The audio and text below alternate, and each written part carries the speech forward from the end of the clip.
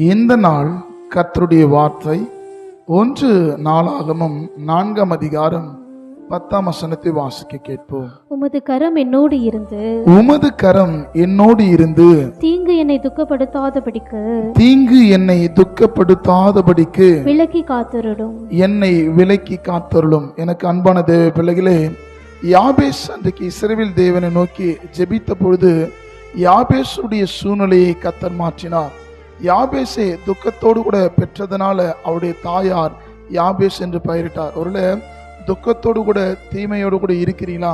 யாபேசுடைய சூழ்நிலையை கர்த்தர் மாற்ற முடியும் சொன்னாம். கர்த்தருடைய கரம் யாபேசை வழிநடத்த முடியும் சொன்னாம். இன்றைக்கு அவருடைய கரம் உங்களை வழிநடத்தும்.